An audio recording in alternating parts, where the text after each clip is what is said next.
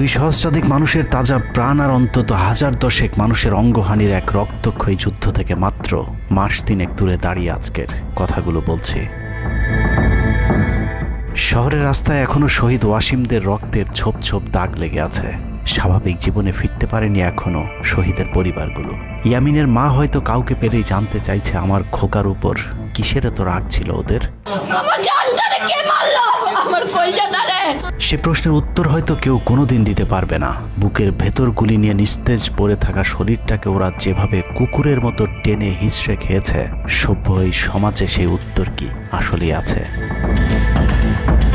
পুড়ে যাওয়া লাশগুলোর কথা মনে করে সারা জীবন হয়তো হৃদয়টা পুড়তে থাকবে হতভাগা সেই মায়েদের। শহীদ ওমরের মা এখনো মানুষ পেলেই হয়তো প্রশ্ন করছে, আমার ছেলের বুকে ওরা এতগুলো গুলি কেন করলো? মারার জন্য তো একটা গুলি যথেষ্ট।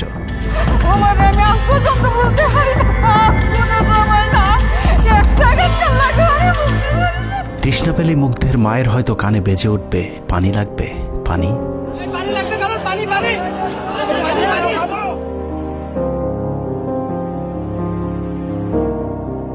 শুনেছি স্বাধীনতা অর্জনের চেয়ে রক্ষা করা অনেক কঠিন। স্বাধীনতার এই পতাকা সমুন্নত রাখতে যারা জীবন দিয়েছেন তাদের সে রক্ত যেন বৃথা না যায়। এ পতাকার জন্য যেন আর কাউকে জীবন দিতে না হয়। স্বাধীনতার এমন যুদ্ধ আর দেখতে চাই না। এ যুদ্ধের প্রতিপক্ষ অনেক হিংস্র, খুব নিষ্ঠুর। ওরা বুকে গুলি নিয়ে কাঁপতে থাকা মানুষকেও শান্তিতে মরতে দেয় না। ওরা আরও রক্ত চায়। 15 বছর মুসলিম নিধন করে ওদের এতটুকু অনুশোচনা নেই। রক্তের নেশায় এখনো বুঁদ হয়ে আছে হিংস্র পশু আত্মাগুলো। এদিকে এক পক্ষ নিজেদেরকে বিজয়ী ভেবে ঘরে ফিরেছে। ঘরে ফেরার আগে যাদের বাড়ি ঘরে আগুন দিয়ে ঘর থেকে বের করেছিল, সেই শত্রুকেই আবার তুলে নিয়েছিল নিজেদের ঘরে। ছাত্রলীগ নিষিদ্ধের কথা বলছে। এই নিষিদ্ধ করবার ম্যান্ডেটটা, নিষিদ্ধ করবার অধিকারটা তাদেরকে কে দিল? তারা এদেশের মানুষ, রাজনীতি করার অধিকার সকলের আছে। আমাদের কেড়ে নেওয়া যেমন অন্যায় ছিল, আমরাও আরেকজনের কেড়ে নেওয়ার অধিকার, এটা আমরা এভাবে বলি। আওয়ামী মানবরূপী দানব ঘাড়ের উপর বিষাক্ত কার্বন ডাই অক্সাইড ফেলছে, আর আমরা সেটাকে অক্সিজেন ভেবে বুকে নিচ্ছি। বিষাক্ত সাপ থেকে নিরাপদ না হয়ে সাপ নিয়ে খেলার পরিণতি কি হতে পারে সেটা বুঝতে খুব বেশি দেরি করবার প্রয়োজন নেই। আমার এই বার্তা আপনাদের কাছে পৌঁছানোর কয়েক ঘন্টা পরেই আপনার ঘরে যে শত্রুকে জায়গা দিয়েছিলেন তাদের সেই বিষমাখা মুখের বিষ আপনার গায়ে নেয়ার জন্য প্রস্তুত থাকুন। পূর্ব দিকে তাকিয়ে দেখুন, আকাশ আবারও কালো হয়ে এসেছে। খুটখুটে অন্ধকার দেখে ঝড়ের গতি যতটুকু ভাবছেন অন্ধকারের সেই ঝড়ো বাতাস আসলে আলোর চেয়েও বেশি গতি নিয়ে ধেয়ে আসছে সবকিছু লণ্ডভণ্ড করে দিতে। প্রলয়ঙ্করী সেই ঝড়ের কবল থেকে প্রিয় মাতৃভূমিকে বাঁচাতে হলে দেশ রক্ষার পবিত্র দায়িত্ব যাদেরকে দেয়া হয়েছে, চলুন দেখে আসি তারা আসলে কতটা প্রস্তুত। জুলাইয়ের মাঝামাঝি পর্যন্ত সেনাবাহিনী ছাত্র আন্দোলন নিয়ে তেমন মাথা ঘামায়নি। ছাত্রলীগ যেদিন ঢাকা বিশ্ববিদ্যালয়ে ছাত্রীদের উপর আক্রমণ করেছিল, মূলত সেদিন থেকে সেনাবাহিনীর অভ্যন্তরীণ বিভিন্ন গ্রুপগুলোতে আলোচনা সমালোচনা শুরু হয়। 17 তারিখ সকল ডিভিশনের জিওসিরা অফিসার এবং সৈনিকদেরকে কোনো ধরনের গুজবে কান না দেওয়ার পরামর্শ দেন। জিওসিদের পক্ষ থেকে সাফ জানিয়ে দেওয়া হয়, সরকার মিসক্রিয়েন্টদের বিরুদ্ধে যথাযথ ব্যবস্থা নিচ্ছে, এটা নিয়ে সেনাবাহিনীর মাথা ঘামানোর কিছু নেই। 11 ডিভিশনের মেজর জেনারেল খালেদ আল মামুন, 55 ডিভিশনের GOC major general Mahbubur Rashid এবং কুমিল্লা ডিভিশনের জিওসি জাহাঙ্গীর আলম ছিলেন সবচেয়ে বেশি আক্রমণাত্মক। ছাত্রদের পক্ষে কোনো পোস্ট কিংবা প্রোফাইল পিকচার লাল করার বিরুদ্ধে তাদের ছিল কঠোর বার্তা। 17 জুলাইয়ের গুরুত্বপূর্ণ আরেকটি ঘটনা হলো Hasina air chief marshal Hasan Mahmud খানকে বিমান বাহিনীর MI-17 হেলিকপ্টারকে এভি গান কনফিগারেশন লোড করতে বলেন, যা মূলত যুদ্ধকালীন চূড়ান্ত সময় ব্যবহার করা হয়। এয়ার চিফ হাসিনাকে উল্টো প্রশ্ন করেন, আমাদের সেনাবাহিনী কি এখনও ফেল করেছে? তাহলে এত দ্রুত বিমান বাহিনী কেন? বিমান বাহিনী প্রধানের মুখের উপর এমন বক্তব্যে শেখ হাসিনা প্রচণ্ড ক্ষেপে যান। এর পরপরই তিনি বিমান বাহিনী প্রধানের বিরুদ্ধে পদক্ষেপ নেওয়ার জন্য ব্রিগেডিয়ার জেনারেল ইমরান হামিদ এবং লেফটেন্যান্ট জেনারেল মুজিবকে নির্দেশ দেন। আর্মি ইন্টেলিজেন্স থেকে এই পরিকল্পনার তথ্য জেনে বিমান বাহিনী প্রধান ওই রাতেই তার নিরাপত্তার জন্য গাজীপুর থেকে এয়ার কমান্ড নিয়ে আসেন, যে ইউনিটটি এখনও বিমান বাহিনী প্রধানের নিরাপত্তার দায়িত্বে ঢাকাতেই অবস্থান করছে। যাই হোক, বিমান বাহিনী প্রধান সেদিন রাজি হলে ব্ল্যাকআউটের সময়টা আরও ভয়ঙ্কর হতে পারত। বিমান বাহিনীর সহায়তা না পেয়ে শেখ হাসিনা পরদিন র্যাব প্রধানকে ডেকে আদেশ দেন তার হেলিকপ্টার প্রস্তুত রাখার। র্যাব প্রধান হাসিনার আদেশ অনুযায়ী ছাত্রদের বিরুদ্ধে অপারেশনে হেলিকপ্টার ব্যবহার করেন। হেলিকপ্টারের গুলিতে যতগুলো হতাহতের ঘটনা ঘটেছে সবগুলোই র্যাবের হেলিকপ্টার থেকে করা হয়েছিল। র্যাবের পাশাপাশি ঢাকার বাইরে দু একটি পাদে প্রায় সবকটি ডিভিশনের জিওসিরা দেশের বিরুদ্ধে অবস্থান নিয়েছিলেন। ঢাকার বাইরে থেকে বিশেষ করে ডিভিশন সাপোর্ট ব্যাটালিয়নকে অগ্রাধিকার ভিত্তিতে ঢাকায় নিয়ে আসা হয়, কারণ তাদের সাথে এপিসি সুবিধা ছিল। এপিসি গাড়িগুলো মূলত ছাত্রদের বিরুদ্ধে চূড়ান্ত পদক্ষেপ নেওয়ার জন্যই আনা হয়েছিল। রাষ্ট্রীয় গুরুত্বপূর্ণ এলাকা কেপিআই রক্ষায় 19 তারিখে সেনা নামানোর সিদ্ধান্ত নেওয়া হয়। নিয়ম অনুযায়ী সেনাবাহিনীর কেপিআই রক্ষার দায়িত্ব পালন করার কথা থাকলেও বিভিন্ন জায়গায় দেখা গেছে সেনাবাহিনীর ছত্রছায়ায় পুলিশ এবং আওয়ামী লীগ ছাত্রলীগের সন্ত্রাসীরা ছাত্রদের উপর হামলা চালিয়েছে। কোথাও সরাসরি সেনাবাহিনীকেও গুলি চালাতে দেখা গেছে। এর মধ্যে ঢাকার 46 পদাতিক ডিভিশনের ইনফ্যান্ট্রি ব্রিগেডের ইউনিটগুলো ঢাকার প্রাণ কেন্দ্রগুলোতে ছাত্রদের উপর সবচেয়ে বেশি দমন পীড়ন চালিয়েছে। অনুসন্ধানে 19 থেকে 23 জুলাই পর্যন্ত গণহত্যার সাথে জড়িত সেনাবাহিনীর কয়েকজন অফিসারের নাম উঠে এসেছে, যারা এখনো পর্যন্ত গুরুত্বপূর্ণ সব পদে বহাল আছেন, যা ডক্টর মোহাম্মদ ইউনূস সরকারের জন্য অত্যন্ত বিপজ্জনক। কতটা বিপজ্জনক সেটা বোঝার জন্য আন্দোলনের সময়টাতে ওই অফিসারদের ভূমিকা কী ছিল সেটা একটু দেখে আসি। আন্দোলনের সবচেয়ে বেশি রক্তক্ষেকো ছিলেন বিজিবির ডিজি মেজর জেনারেল আশরাফ। সূত্র জানিয়েছে ভারতীয় নাগরিকদের বিজিবির পোশাক পরিয়ে মাঠে নামিয়েছিলেন বিজিবির এই মহাপরিচালক। সেনাবাহিনী শেখ হাসিনাকে পদত্যাগের পরামর্শ দেওয়ার পরেও শুধু বিজিবিকে নিয়ে হত্যাকাণ্ড চালিয়ে শেখ হাসিনাকে ক্ষমতায় রাখার গ্যারান্টি দিয়েছিলেন মেজর জেনারেল আশরাফ। 5 তারিখ হাসিনা পালিয়ে যাবার আগ মুহূর্তে তিনি স্বরাষ্ট্রমন্ত্রীকে ফোন করে বলেছিলেন কয়েক হাজার মানুষ মারলেই পরিস্থিতি ঠান্ডা হয়ে যাবে, অতএব কোনো অবস্থাতেই যেন প্রধানমন্ত্রী পালিয়ে না যান। স্বরাষ্ট্রমন্ত্রীকে তিনি এমনটাই পরামর্শ দিয়েছিলেন। 5 তারিখ সকাল থেকে দুপুর পর্যন্ত ঢাকা শহরে সবচেয়ে বেশি তৎপরতা ছিল বিজেপির। ওই দিন সকাল থেকেই ঢাকার প্রবেশ পথগুলোতে চেকপোস্ট বসিয়ে তল্লাশি চালিয়েছিল মেজর জেনারেল আশরাফের বিজিবি। বিজিবির একটি সূত্র জানিয়েছে বিজিবি মহাপরিচালক প্রতিদিন সিওদের কাছ থেকে হিসেব নিতেন কে কতজন ছাত্র হত্যা করেছে। বিজিবি মহাপরিচালকের নির্দেশনায় খুনের সেই প্রতিযোগিতায় সবচেয়ে ভালো পারফর্মার ছিল কর্নেল রিদওয়ান। সূত্রের মতে ছাত্র আন্দোলনে বিজিবি অন্তত 500 শিক্ষার্থীকে গুলি করে হত্যা করেছে। বিজিবি প্রধান এবং রিদওয়ানের মতো তার অনুগত অফিসারদের জেলে থাকার কথা, কিন্তু তারা এখনও গুরুত্বপূর্ণ সব দায়িত্ব পালন করে যাচ্ছে। আর মেজর জেনারেল আশরাফ এখন পর্যন্ত বিজিবি প্রধানের চেয়ারেই বসে আছেন। হত্যাকাণ্ডের বেশিরভাগই জড়িত ছিল বগুড়ার 7 ইস্ট বেঙ্গল। রহস্যজনক কারণে 7 ইস্ট বেঙ্গলকে এখনো পর্যন্ত বগুড়ায় ফেরত না পাঠিয়ে ঢাকাতেই রাখা হয়েছে। মেজর জেনারেল ফেরদৌস হাসান সেলিম, যার মা ছিলেন হাসিনার অত্যন্ত ঘনিষ্ঠ বান্ধবী। ফেরদৌস সেলিম শেখ হাসিনাকে ফুপু বলে ডাকতেন। 27তম বিএমএ লং কোর্সের এই অফিসারের পাসিং আউটে শেখ হাসিনা নিজে উপস্থিত ছিলেন, যদিও হাসিনা তখন বিরোধী দলীয় নেত্রী ছিলেন। ডিজিএফের পদে থাকাকালীন হাসিনার টাকা পাচার এবং থাইল্যান্ডের বিভিন্ন ব্যবসা দেখাশোনার দায়িত্ব ছিল তার। 5 তারিখের সময়টাতে গুরুত্বপূর্ণ কোনো পদে না থাকায় নিজেকে এখন আওয়ামী বিরোধী দাবি করছেন ফেরদৌস হাসান সেলিম। ভয়ঙ্কর বিষয় হচ্ছে ডক্টর মোহাম্মদ ইউনূসকে ভুল বুঝে ইউনূসের মিলিটারি সেক্রেটারি পদে বসে সব কুটচাল চেলে যাচ্ছেন major general Ferdous Hasan. Guarantee দিয়ে বলে রাখলাম, সুযোগ পেলে সবার আগে ডক্টর মোহাম্মদ ইউনূসের মিলিটারি সেক্রেটারি নিজেই ইউনূসের গলা চেপে ধরবে। অতএব যত দ্রুত সম্ভব ডক্টর মোহাম্মদ ইউনূসের মিলিটারি সেক্রেটারির পদ থেকে তাকে সরাতে হবে।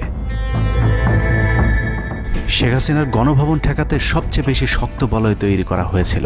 অনুসন্ধানে জানা যায় শেখ হাসিনাকে রক্ষা করতে গণভবনের আশপাশে সেনাবাহিনীর অন্তত 13টি অস্থায়ী চেকপোস্ট বসানো হয়েছিল, যেখানে east Bengal regiment, field regiment artillery, Bangladesh infantry regiment, infantry brigade headquarter সহ সেনাবাহিনীর বেশ কয়েকটি চেকপোস্ট বসানো হয়েছিল শুধুমাত্র শেখ হাসিনাকে রক্ষা করার জন্যে। সেনাবাহিনীর এসব আর্মি অফিসারদের সম্মিলিত অপারেশনে ছাত্রদের উপর চালানো হয়েছে নির্মম নৃশংস হত্যাযজ্ঞ। কিন্তু এই হত্যাকাণ্ডই সেনাবাহিনীর ভেতরে থাকা দেশপ্রেমিক অফিসারদের বিবেকের দরজা খুলে দিয়েছিল। 20 থেকে 23 জুলাই ইন্টারনেট বন্ধ করে যে পৈশাচিক হত্যাকাণ্ড চালানো হয়েছে, সেই দৃশ্য যখন একের পর এক সামনে আসতে শুরু করেছিল, তখন সাধারণ মানুষ যেভাবে স্তম্ভিত হয়েছিল, ঠিক একইভাবে সেনাবাহিনীর বিবেকবান জুনিয়র এবং মধ্যম সারির অফিসারদেরকেও ব্যাপকভাবে নাড়া দেয়। ভিডিওগুলো যত ছড়িয়ে পড়ছিল ততই থমথমে হয়ে উঠতে থাকে সেনাবাহিনীর অভ্যন্তরীণ পরিবেশ। 27 তারিখ প্রাপ্ত গোয়েন্দা তথ্যের ভিত্তিতে সেনাপ্রধানকে জানানো হয় পরিস্থিতি নিয়ন্ত্রণের বাইরে চলে যাচ্ছে। কোনো অবস্থাতেই প্রধানমন্ত্রীকে ক্ষমতায় রেখে পরিস্থিতি নিয়ন্ত্রণ করা সম্ভব নয়। গোয়েন্দা ওই রিপোর্টে আরও জানানো হয় সেনাবাহিনীর ভেতরে বিদ্রোহের আশঙ্কা দেখা দিয়েছে। বিশেষ করে মধ্যম সারি এবং জুনিয়র অফিসারদের ভেতর ব্যাপক অসন্তোষ লক্ষ্য করা যায়। একই রিপোর্ট প্রধানমন্ত্রীর অফিসকেও অবহিত করা হয়। সেই রিপোর্টের পরেও কঠোর অবস্থানে যাবার সিদ্ধান্ত নেওয়া হয় সরকারের পক্ষ থেকে। এদিকে গোয়েন্দা রিপোর্টের প্রেক্ষিতে সেনা ইউনিটের মধ্যম সারি জুনিয়র অফিসার এবং সৈনিকদের উপর কঠিন সামরিক গোয়েন্দা নজরদারি চলতে থাকে, যে কারণে প্রচণ্ড ক্ষোভ থাকলেও কোনো ধরনের পূর্ব প্রস্তুতি ও পারস্পরিক যোগাযোগ না থাকায় সেনাবাহিনীর দেশপ্রেমিক অফিসার ও সৈনিকেরা কিংকর্তব্য বিমূঢ় হয়ে পড়েন। 27-28 দুই দিন এভাবেই টান উত্তেজনার মধ্য দিয়ে কেটেছে। 29শে জুলাই শেখ হাসিনাকে পরিস্থিতি সম্পর্কে ধারণা দিতে সেনাপ্রধান সারা দেশের অফিসারদেরকে নিয়ে সেনা সদরের হেলমেটে একটি ভিডিও টেলিকনফারেন্সে দরবার গ্রহণ করেন। সেই কনফারেন্সে অপারেটরের অসাবধানতাবশত স্ক্রিনে হঠাৎ করে ক্যামেরা টার্ন অফ করা HPM নামে একটি বক্স ভেসে উঠেছিল। এরপরে উপস্থিত অফিসারেরা হাসিনার উপস্থিতির বিষয়টি বুঝে ফেলেন। অনেকের ধারণা শেখ হাসিনা উপস্থিত আছেন এটা বোঝাতেই HPM বক্সটি সবাইকে দেখানো হয়েছিল, যেন কেউ কোনো ধরনের অভিযোগ করতে না পারেন। কিন্তু সবাইকে অবাক করে বেশ কয়েকজন অফিসার তাদের ক্ষোভের কথা জানান। এর মাঝে রাজশাহী CMH এর একজন মেজর র্যাঙ্কের নারী চিকিৎসক 19 থেকে 23 তারিখ পর্যন্ত চলা ছাত্র হত্যার বিভীষিকাময় বর্ণনা তুলে ধরে আবেগী এক বক্তব্য দেন। সূত্র জানিয়েছে এ সময় সেনাবাহিনীর কয়েকজনকে কাঁদতে দেখা গেছে। একদিকে সেনাবাহিনীর উচ্চপদস্থ অফিসারদের মারমুখী অবস্থান, অন্যদিকে বেশিরভাগ জুনিয়রদের নিষ্ক্রিয়তার মধ্য দিয়ে সেনাবাহিনীতে স্পষ্ট দুটি ভাগ লক্ষ্য করা যায়। এরই মধ্যে সেনাবাহিনীর কাছে প্রাপ্ত গোয়েন্দা তথ্য অনুযায়ী যে কোনো সময় সেনাবাহিনীতে বিদ্রোহ দেখা দিতে পারে। বিশেষ করে লেফটেন্যান্ট কর্নেল থেকে নিচের অফিসারদের ভেতর ব্যাপক ক্ষোভের বিষয়টি গোয়েন্দা প্রতিবেদনে জানানো হয়। সেই প্রেক্ষিতে 3 তারিখ শর্ট নোটিসে আরেকটি টেলিকনফারেন্স কল করা হয়। মূলত ওই রিপোর্টের প্রেক্ষিতে হাসিনার বিশ্বস্ত ওয়াকার হাসিনা থেকে মুখ ফিরিয়ে নেন, কারণ হাসিনাকে বাঁচাতে গিয়ে তিনি নিজের জীবন বিপদে ফেলতে চাননি। 3 তারিখ কনফারেন্সের শুরুতেই সবাইকে ঠান্ডা রাখতে একটি মোনাজাত করা হয়েছিল। যে মোনাজাতে গুরুত্বপূর্ণ একটি দোয়া ছিল রাব্বানা লা তাজআলনা মাআল কওমিজ জালিমিন, অর্থাৎ হে আল্লাহ আমাদেরকে জালিম সম্প্রদায়ের অন্তর্ভুক্ত করবেন না। এ সময় পুরো দরবার রুমে পিন পতন নীরবতা লক্ষ্য করা গেছে। মূলত এই মোনাজাতের মধ্য দিয়ে ফয়সালা হয়ে যায় সেনাবাহিনী কাদের পক্ষে দাঁড়াবে। সেনা সূত্র থেকে পাঠানো এসব তথ্যে উঠে এসেছে সেনাবাহিনী কোন কোন এলাকায় ছাত্র জনতার উপর গুলি চালিয়েছিল এবং কতটা পরিকল্পিতভাবে মানুষ হত্যার ছক কষা হয়েছিল। 4 তারিখও সেনাবাহিনীর ভূমিকা ছিল অত্যন্ত অস্পষ্ট। কিছু জায়গায় সেনাবাহিনী ছাত্রদের পক্ষে, আবার কিছু জায়গায় ছাত্রদের উপর গুলিও চালিয়েছে। 4 আগস্ট সবার প্রথম 24 ডিভিশন চট্টগ্রামের GOC lieutenant general Mainur Rahman তার বাহিনীকে ছাত্রদের পাশে দাঁড়ানোর নির্দেশ দেন। 5 তারিখ সকাল পর্যন্ত আর্মির ভূমিকা ছিল অত্যন্ত সন্দেহজনক। সকাল 10টা পর্যন্ত আর্মি কড়াকড়িভাবেই দায়িত্ব নিয়েছিলেন। বিশেষ করে গণভবনের আশপাশে 12টা পর্যন্ত ছাত্রদেরকে ভয় দেখাতে কয়েক রাউন্ড লাইভ অ্যামুনেশন ফায়ার করা হয়। 4 তারিখ 3 বাহিনী প্রধান, পুলিশ প্রধান এবং DGDGF এর সারা রাত নির্ঘুম কেটেছে। 3 থেকে 5 তারিখ পর্যন্ত গুরুত্বপূর্ণ কিছু ঘটনা ঘটেছে, সেটা তুলে ধরবার আগে শেখ হাসিনার পালিয়ে যাওয়ার বর্ণনা দিয়ে আসা যাক। 5 তারিখ সকাল ঠিক 9টায় প্রধানমন্ত্রীর অফিসে গিয়ে শেখ হাসিনাকে পদত্যাগ করতে বলেন সেনাপ্রধান। শেখ হাসিনার কথা শোনার সাথে সাথে সেনাপ্রধানকে দৌড়ে মারতে আসেন। এ সময় 3 বাহিনী প্রধানকে অকথ্য ভাষায় গালাগাল করেন শেখ হাসিনা। জেনারেল ওয়াকারকে হাসিনা বলেন, তুই পুলিশকে দেখে শিখতে পারিস নাই? এ সময় বিমান বাহিনী প্রধান সজীব ওয়াজেদ জয়কে ফোন করে তার মাকে বোঝানোর জন্য অনুরোধ করেন। সজীব ওয়াজেদ জয় এটি জানার পর উল্টো আর্মি চিফকে তুই তুকারি করে হুমকি দিতে থাকেন, তোর কোন বাবা তোকে চিফ বানাইছে, তোর বউ ছেলে মেয়ে কে কোথায় আছে সবকিছু দেখে নেওয়া হবে। রাগান্বিত হয়ে এরপরে সজীব ওয়াজেদ জয় লাইভে গিয়ে আবল তাবল বকতে থাকেন। ঠিক আছে, শেখ হাসিনার পর আপনাদের কি হবে সেটা আমারও চিন্তার বিষয় না, আমার পরিবারের আর চিন্তার বিষয় না, আপনারা বুঝবেন। এরই মধ্যে 9:30 বেজে যায়। শেখ হাসিনাকে কোনোভাবে রাজি করাতে না পেরে সেনাপ্রধান হাসিনাকে 2টি বিকল্প দেন, পদত্যাগ অথবা গ্রেফতার। ওদিকে মিরপুরে বসানো সেনাবাহিনীর চেকপোস্টগুলো খুলে দেওয়া হলে বিনা বাধায় গণজোয়ার ঢুকে পড়তে থাকে। মবটি যখন গণভবন থেকে মাত্র 20 মিনিটের দূরত্বে চলে আসে, এ সময় সেনাবাহিনী এক প্রকার জোর করে শেখ হাসিনাকে পদত্যাগপত্রে সই করান। এ সময় SSF এর 2-1 এগিয়ে আসতে চাইলেও সেনাপ্রধান হাত ইশারা করলে তারা জায়গায় দাঁড়িয়ে থাকেন। পদত্যাগের পর শেখ হাসিনা জাতির উদ্দেশ্যে ভাষণ দেওয়ার অনুরোধ করলে সেনাপ্রধান হাসিনাকে বলেন, জীবন বাঁচাতে চাইলে দ্রুত গাড়িতে গিয়ে উঠুন, জনগণ গণভবনে ঢুকে পড়ছে। সেনাবাহিনীর মতে শেখ হাসিনা সেদিন মাত্র 5 মিনিটের জন্য বেঁচে গিয়েছেন, তা না হলে জনগণ তাকে ধরে ফেলত।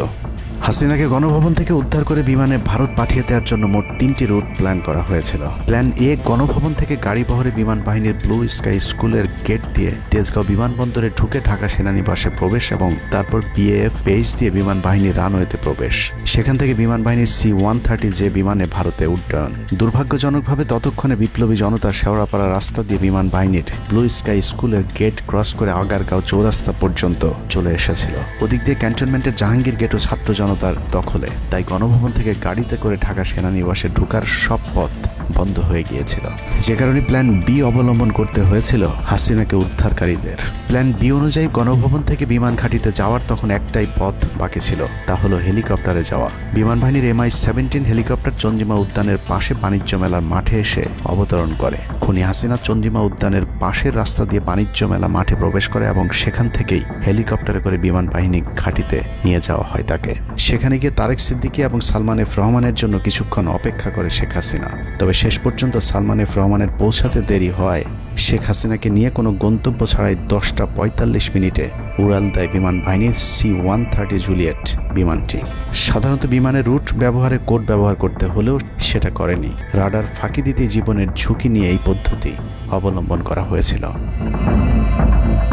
ফুল ফুয়েল লোড করা হয়। ভারতে যদি জায়গা না হয় তাহলে যেন মধ্যপ্রাচ্যের কোনো দেশ পর্যন্ত চলে যাওয়া যায়। মোট 9 জন পাইলটকে নিয়ে বিমানে ওঠানোর পর কোনো ধরনের নির্দেশনা বা ম্যাপ প্ল্যানিং ছাড়াই পাইলটদেরকে বলা হয় টেক অফ করতে। বিমানটি প্রথমে যশোরের উপর দিয়ে কলকাতায় পৌঁছালে সেনাপ্রধান জাতির উদ্দেশ্যে ভাষণের ঘোষণা দেন, কিন্তু কলকাতায় ল্যান্ডিংয়ের পারমিশন না দিলে সেখান থেকে শেখ হাসিনাকে বহন করা বিমানটি চলে যায় আগরতলায়। আগরতলায় পারমিশন না পেয়ে আবারও দিল্লির দিকে উড়াল দেয়। সেখান থেকে দিল্লি গেলে সেখানেও রিফিউজ করা হয়। দিল্লি বিমানবন্দরে নামতে না দিলে অনিশ্চয়তা দেখা দেয় শেখ হাসিনাকে বহন করা বিমানটির ভারতে অবতরণ নিয়ে। বিমানের একজন পাইলটের বরাত দিয়ে জানা যায় এভাবে উদ্দেশ্যহীনভাবে দীর্ঘক্ষণ ঘুরতে থাকার পর জরুরি অবতরণের সিদ্ধান্ত নেওয়া হয়। তবে জরুরি অবতরণের ঠিক আগ মুহূর্তে দিল্লির গাজিয়াবাদ এয়ারবেজে নামার অনুমতি পায় C-130 জুলিয়েট, যেখানে অজিত ধাওয়াল তাকে রিসিভ করেন। অবতরণে জটিলতার কারণেই 5 তারিখ সেনাপ্রধান জাতির উদ্দেশ্যে ভাষণ দিতে বারবার দেরি করছিলেন, কারণ তিনি নিশ্চিত হতে চাচ্ছিলেন শেখ হাসিনা ভারতে অবতরণ করেছেন।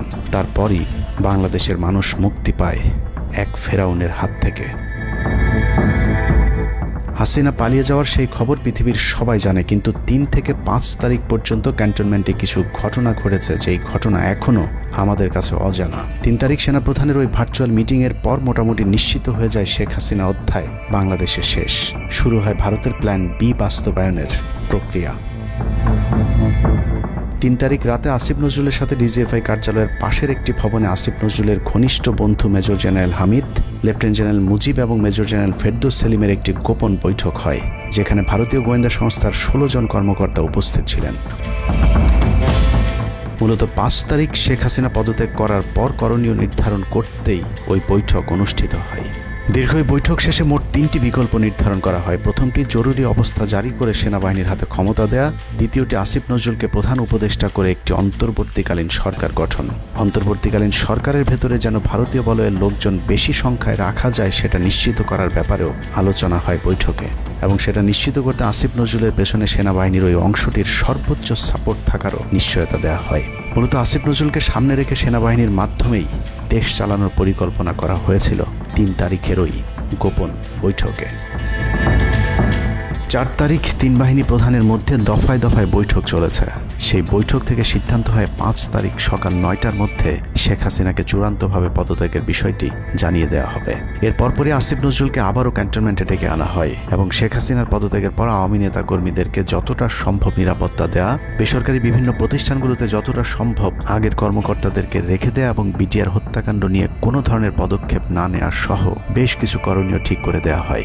দীর্ঘ সেই আলোচনার কারণে 4 তারিখ সারা রাত ক্যান্টনমেন্টে অবস্থান করেছেন আসিফ নজরুল।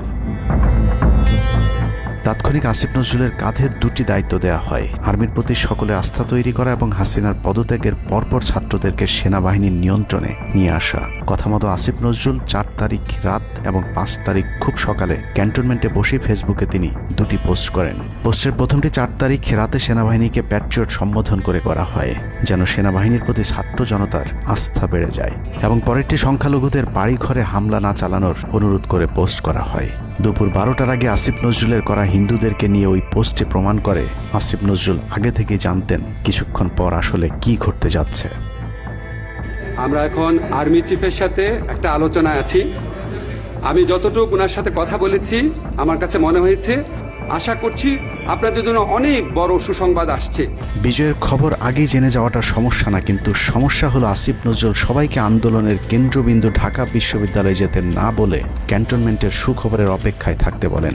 মূলত আসিফ নজরুলের ওই ফাঁদে পা দিয়ে ছাত্র জনতার জুলাই আগস্ট বিপ্লবের বিজয় হাতছাড়া হয়ে গিয়েছিল।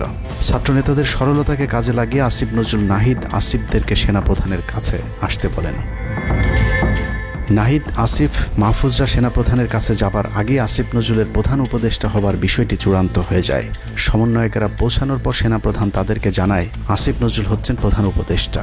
কিন্তু ছাত্ররা ডক্টর মোহাম্মদ ইউনুসকে প্রধান উপদেষ্টা বানানোর দাবি করলে আসিফ নজরুল তাদেরকে জানায় ডক্টর ইউনুস প্রধান উপদেষ্টা হতে রাজি নয়। কিন্তু ছাত্র নেতাদের সাথে ইউনুসের আগে থেকে যোগাযোগ ছিল, যে কারণেই সেনাপ্রধানকে ছাত্ররা জানায় আমরা ডক্টর ইউনুসের সাথে একান্তে কথা বলতে চাই।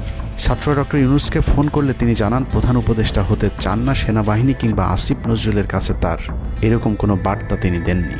এরপর ছাত্র নেতাদের দাবির মুখে ইউনুসকে প্রধান উপদেষ্টা বানাতে বাধ্য হয় সেনাবাহিনী।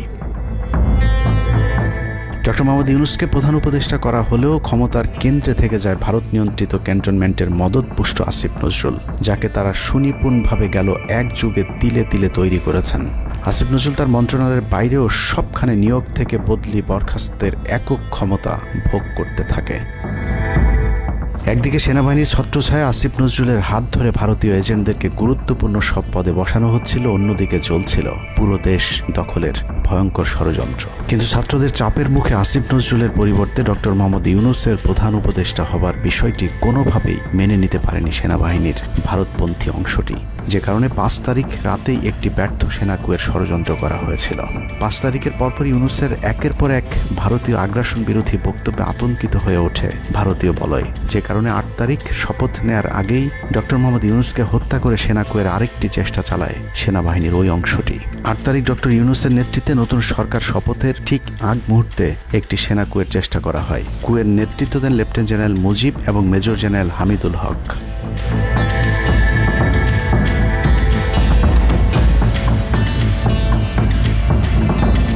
কিন্তু পশ্চিমা একটি গোয়েন্দা সংস্থা বিষয়টি দ্রুত সেনাপ্রধানকে জানালে জেনারেল ওয়াকার তাদের পরিকল্পনা ভণ্ডুল করে দেয়। সেনাপ্রধান তাৎক্ষণিকভাবে লেফটেন্যান্ট জেনারেল শামীমকে পিএসও এএফটি থেকে সিজিএস হিসেবে নিয়োগ দেন এবং মুজিবকে কিউএমজি থেকে আটডগে বদলি করেন, যদিও 8 তারিখ রাত থেকেই মুজিব পলাতক রয়েছেন। এরপর 12 সেপ্টেম্বর তাকে সেনাবাহিনী থেকে বরখাস্ত করা হয়। একই দিনে লেফটেন্যান্ট জেনারেল হামিদুলকে স্বেচ্ছায় অবসরে পাঠানো হয়। এনডিসি থেকে মেজর জেনারেল সাইফুলকে মিনিস্ট্রি অফ ফরেন অ্যাফেয়ার্স এবং চিফ অফ জেনারেল স্টাফ শাহিনকে এনডিসিতে পাঠানো হয়। কয়েকজনের ব্যাপারে পদক্ষেপ নেওয়াটা যেমন স্বস্তির, তেমনি ষড়যন্ত্রকারীদেরকে যেখানে বদলি করা হয়েছে তাদের প্রতিটি পদই অত্যন্ত গুরুত্বপূর্ণ, যা বর্তমান সরকার এবং দেশের স্থিতিশীলতার জন্য চরম বিপজ্জনক।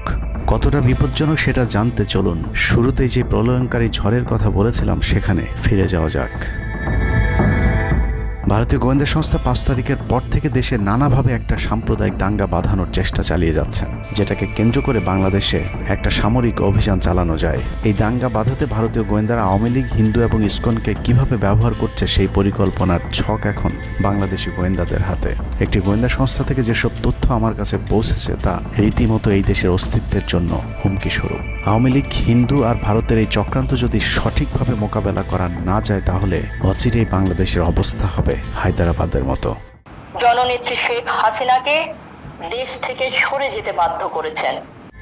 বাংলাদেশকে নিয়ে ভয়ঙ্কর এই চক্রান্তে জড়িত আওয়ামী লীগ, সনাতনী এবং ইসকনের অন্তত 40টি হোয়াটসঅ্যাপ গ্রুপ এবং জুম মিটিং এর ভিডিও হাতে পেয়েছে গোয়েন্দারা। গোয়েন্দাদের কাছে প্রাপ্ত এসব তথ্যে যা উঠে এসেছে তা আটকে ওঠার মতো।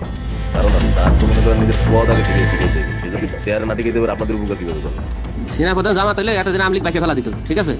এটা তো আমাদেরও আওয়ামী লীগেরও একটা গেম হতে পারে, বলা যায় জামাত শিবিরের উপরে সব চাপা দিতে পারে, এটাও হতে পারে। এসব গ্রুপগুলোতে রীতিমতো বাংলাদেশের বিরুদ্ধে যুদ্ধের প্রস্তুতি চলছে। গ্রুপে তাদের সাথে সাবেক আওয়ামী লীগ সরকারের শীর্ষস্থানীয় নেতা থেকে বর্তমান সেনাবাহিনীতে চাকরিরত জেনারেল পর্যন্ত মাঝে মধ্যেই নাকি যোগ দিচ্ছেন। নানক ভাই থেকে শুরু করে আমাদের সুজিত দা, তারপর আরো অনেক টপ লেভেলের যারা মন্ত্রী, মিনিস্টার, প্রতিমন্ত্রী, তারপরে ইভেন কামাল ভাই। তো এখন বিষয়টা হচ্ছে যে ইভেন রাষ্ট্রপতি যে একেবারেই মানে কি বলে তার যে একেবারে মানে রাইট হ্যান্ড সচিব, উনিও আমাদের সাথে 2 দিন জয়েন করছেন। তো এখন ওনারা আসলে ভালো হইতো, যারা যারা আসেন আসলে ভালো হইতো। অনেক আমাদের এখানে প্রায় 12 থেকে 13 জন আপনার এমপি এসে কথা বলেছেন, যেটা আপনারা জানেন না। ঠিক আছে, বাংলাদেশে একেবারে টপ লেভেল সামরিক বাহিনীর 4 থেকে 5 জন জেনারেল লেভেলের লোকজন ওনারা এসে এখানে বসে থেকে আমাদের লাইভ শুনে গেছেন। আমাদের প্রধানমন্ত্রী উনি নিজে এসে বসে থেকে গেছেন। গ্রুপের সবচেয়ে ভয়ঙ্কর তথ্য পাওয়া গেছে ভুয়া মুক্তিযোদ্ধা জেডআই খান পান্নার মেসেজ থেকে। আওয়ামী এই আইনজীবী শহীদ সাইফুল ইসলাম আলিফের হত্যাকাণ্ড নিয়ে চাঞ্চল্যকর তথ্য দিয়েছে জেডআই খান পান্না। একটি চ্যাটিংয়ে তিনি লিখেছেন, দাড়িওয়ালা উকিল বেশি হয়ে গিয়েছে, আরও 2-1টারে খেয়ে দাও, আদালতে আমরা আছি, এখন অল্প কদিন জেলে থাকলেও 30 তারিখের পরে পুরস্কার পাবা। আরেকটি মেসেজে তিনি লিখেছেন, সুযোগ হাতছাড়া হয়েছে তোমাদের কারণে, কালকে সব হয়ে যেত। পরিকল্পনা ছিল কুপিয়ে মারার পর হিন্দুদের বাড়িতে হামলা হলে ভারত থেকে ট্রুপ চলে আসবে। ওরা যেহেতু হামলা করেনি, তোমাদেরই উচিত ছিল নিজেরা নিজেদের বাড়ি ঘরে আগুন দেওয়া। পেছনের ঘটনা বাদ দিয়ে 30 তারিখের পরিকল্পনায় মনোযোগী হও সবাই। শহীদ আলিফ হত্যাকাণ্ড নিয়ে আরেকজন লিখেছেন, কালকে আদালতে একটা লাশ পড়বে, হিন্দু ভাইদের পাশে আমাদের সবাইকে থাকতে হবে, ব্রিগেড মেজরের কমান্ড মেনে চলতে হবে। 30 তারিখের কর্মসূচি নিয়ে গ্রুপটিতে সশস্ত্র যুদ্ধের মাধ্যমে দেশ দখলের ভয়ঙ্কর সব আলোচনা করার ভিডিও হাতে এসেছে আমাদের। তারা বাংলাদেশের অস্ত্রগুলি আছে, এই অস্ত্রগুলি কোথায় আছে আমার কাছে অলরেডি খবর এসেছে। আমি নিউজ দিচ্ছি প্রতিনিধিদের মাধ্যমে, তারা বলেছে 5000-এর বেশি তারা অস্ত্র আছে, এবং 60 রাইফেল, 7 রাইফেল আছে, 47 রাইফেল আছে, তাদের কাছে অত্যাধুনিক হটগান আছে। আলোচকদের একজন বলছিলেন, সাবেক এবং বর্তমান পুলিশের সমন্বয়ে 1700 অস্ত্রধারী গ্যারিলা প্রস্তুত করা হয়েছে 30 নভেম্বরের জন্য। আমরা ইতিমধ্যে কথা বলেছি, পুলিশ পার্টির কথা বলছি, পুলিশের অনেক উদ্যোগতা প্রত্যেকটা থেকে শুরু করে পুলিশ পার্টি তারা এসে এসেছেন, ওনারা আমার সাথে কথা বলে আমাদের যোগাযোগ রক্ষা করছে। ঢাকা শহরকে কিভাবে ব্লক করা হবে সেই পরিকল্পনাও করা হচ্ছে এসব জুম মিটিংগুলোতে। আমাদের কাজের আব্দুল্লাহপুর, আব্দুল্লাহপুর, আশুলিয়া, টঙ্গীর আছে, আরো উত্তরা, ওইটা একটা ব্লক দিবেন, তাহলে আমরা খুব সহজেই আমাদের কাজ সফলতা পাবো। সশস্ত্র যুদ্ধের জন্য পুরো দেশকে মোট 10টি বিভাগে বিভক্ত করা হয়েছে, যেখানে একজন করে ব্রিগেড মেজর নিয়োগ দেওয়া হয়েছে, যাদের সবাই দেশেই অবস্থান করছেন।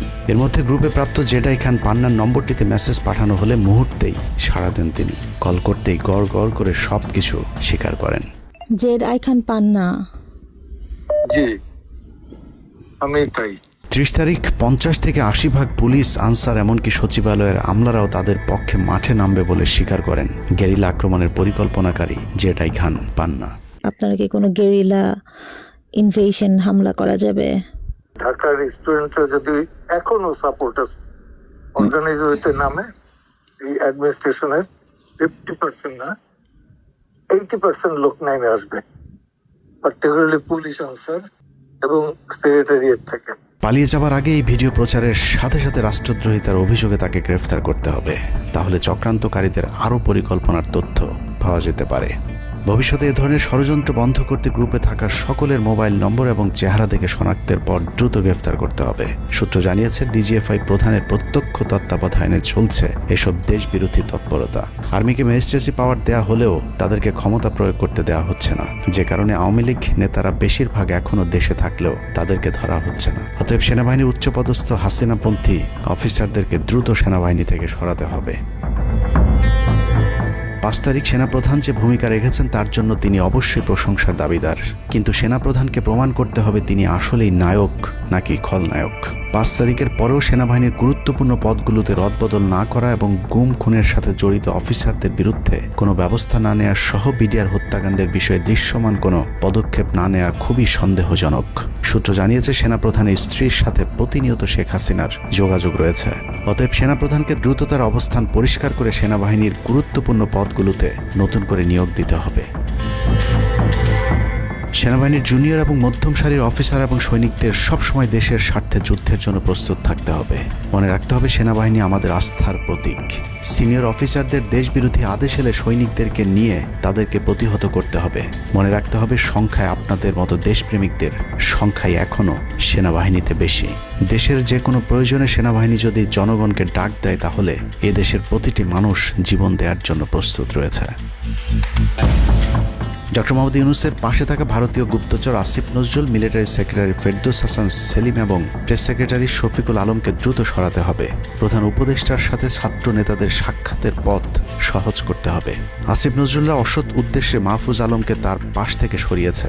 অতএব যত দ্রুত সম্ভব মাহফুজ আলমকে আবারও বিশেষ সহকারীর পদে ফিরিয়ে আনতে হবে। গুরুত্বপূর্ণ যে কোনো সিদ্ধান্তের ক্ষেত্রে নাহিদ এবং আসিফদের মতামত প্রধান উপদেষ্টাকে গুরুত্বের সাথে নিতে হবে। জেডাই খান পান্নাদের ষড়যন্ত্র এবার সফল না হলেও এই ষড়যন্ত্র চলতেই থাকবে। বাংলাদেশের প্রতিটি মানুষকে চোখ কান খোলা রাখতে হবে, মনে রাখতে হবে শত্রু আপনাদের ঘরের কোণেই। ভারত যদি বাংলাদেশে আক্রমণ করে তাহলে সবার আগে আওয়ামী লীগ আর শ্রীকৃষ্ণের ভক্তরাই আপনার গলায় ছুরি ধরবে। অতএব শত্রুরা যেন আবারও বাংলাদেশের স্বাধীনতাকে ভারতের কাছে বিক্রি করতে না পারে সেদিকে সবাইকে লক্ষ্য রাখতে হবে। আল্লাহ হাফেজ।